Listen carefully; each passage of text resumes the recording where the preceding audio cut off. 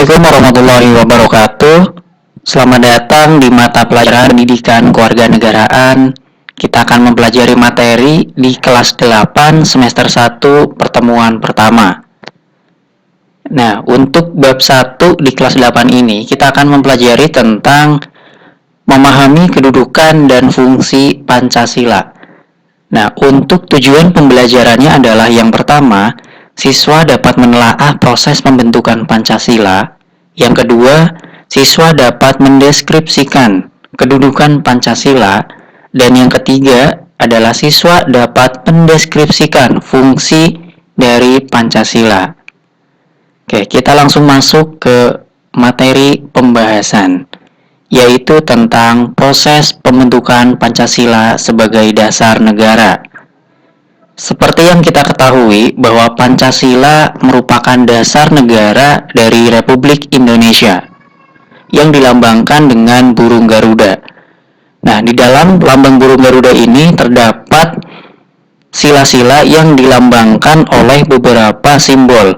Yang pertama adalah ketuhanan yang Maha Esa dilambangkan dengan bintang, dan yang kedua kemanusiaan yang adil dan beradab dilambangkan dengan rantai, dan yang ketiga pohon beringin melambangkan persatuan Indonesia. Yang keempat, sila kerakyatan yang dipimpin oleh hikmat kebijaksanaan dalam permusyawaratan perwakilan dilambangkan oleh kepala banteng, dan yang terakhir adalah keadilan sosial bagi seluruh rakyat Indonesia. Ini dilambangkan oleh padi dan kapas. Nah, tentunya sila Pancasila ini tidak serta-merta terbentuk dengan sendirinya, melainkan terdapat proses pembentukan Pancasila sampai menjadi sebuah dasar negara. Nah, untuk istilah Pancasila tersendiri, ini sudah ada sejak zaman Majapahit. Pancasila ini merupakan terdiri dari kata panca yang berarti 5 dan sila itu berarti aturan. Nah, di sini di zaman Majapahit ini terdapat 5 tata krama atau aturan yang berlaku. Yang pertama adalah tidak boleh ada kekerasan. Yang kedua, tidak boleh mencuri. Yang ketiga, tidak boleh dengki. Yang keempat, tidak boleh berbohong. Dan yang terakhir adalah tidak boleh minum minuman keras. Nah, dari sinilah muncul istilah Pancasila dalam sidang BPUPKI. Seperti yang kita ketahui bahwa BPUPKI merupakan badan yang ditunjuk untuk menyelidiki dan mempersiapkan apa yang menjadi kemerdekaan Indonesia. Salah satunya adalah dasar negara. Nah, dalam sidang tersebut terdapat 3 usulan dasar negara, yaitu dari Insinyur Soekarno, Muhammad Yamin, dan Muhammad Supomo. Nah, kemudian dari sidang BPUPKI ini dilanjutkan ke sidang PPKI, yaitu tanggal 18 Agustus 1945.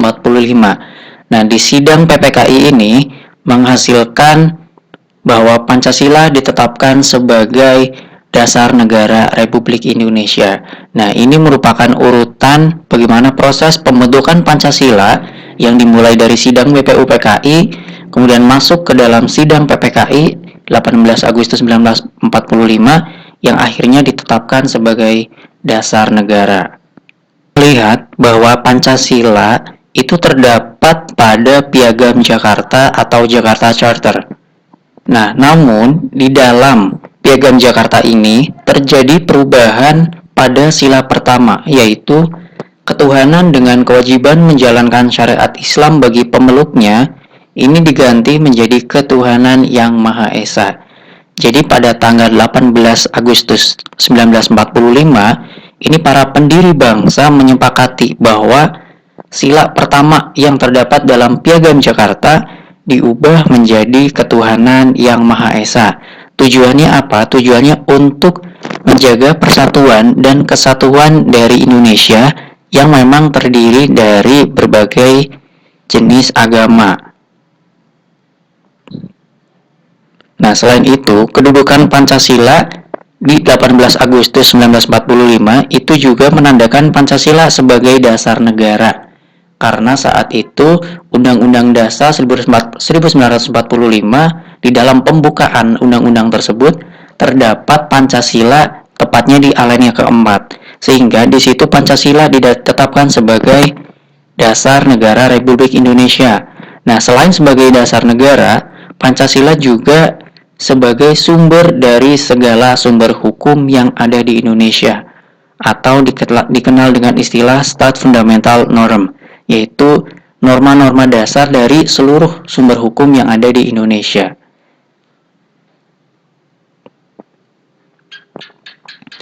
Nah, ini mengenai fungsi dan peranan Pancasila. Yang pertama adalah Pancasila sebagai jiwa bangsa. Di sini Pancasila ini ditetapkan untuk menjiwai segi kehidupan berbangsa dan bernegara.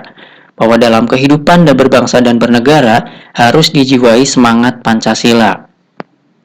Kemudian yang kedua adalah Pancasila sebagai kepribadian bangsa. Di sini mengandung arti bahwa Pancasila menjadi ciri khas dan juga pembeda bangsa Indonesia dengan bangsa-bangsa yang lainnya. Karena bangsa Indonesia yang memiliki Pancasila dibandingkan dengan bangsa-bangsa yang lainnya. Maka di sini menjadi sebuah kepribadian bangsa. Nah, yang ketiga menjadi sumber segala hukum. Di sini mengandung arti bahwa seluruh hukum di Indonesia itu bersumber pada Pancasila dan tidak boleh ada satu hukum pun yang bertentangan dengan nilai-nilai Pancasila. Ini merupakan arti dari Pancasila sebagai sumber segala hukum. Fungsi yang selanjutnya adalah Pancasila sebagai perjanjian luhur. Seperti yang kita ketahui bahwa Pancasila itu ditetapkan dulu saat sidang PPKI. Nah, Pancasila ini merupakan kesepakatan bangsa yang diwakilkan melalui badan yaitu PPKI 18 Agustus 1945. Jadi, walaupun diwakilkan oleh suatu badan, tetapi Pancasila merupakan kesepakatan dari seluruh bangsa Indonesia yang memang memberikan kewenangan mereka kepada PPKI tersebut. Nah, yang kelima, Pancasila sebagai tujuan dan cita-cita bangsa. Ini menjadi arah bagi tujuan bangsa dan negara dalam mencapai cita-citanya, yaitu sesuai dengan sila kelima, terjadinya keadilan sosial dan kemakmuran bagi seluruh rakyat Indonesia. Dan yang terakhir adalah Pancasila sebagai moral pembangunan. Di sini Pancasila ditetapkan sebagai tolak ukur, acuan atau parameter dari pembangunan bangsa. Jadi pembangunan bangsa diukur berdasarkan bagaimana kita memandang Pancasila.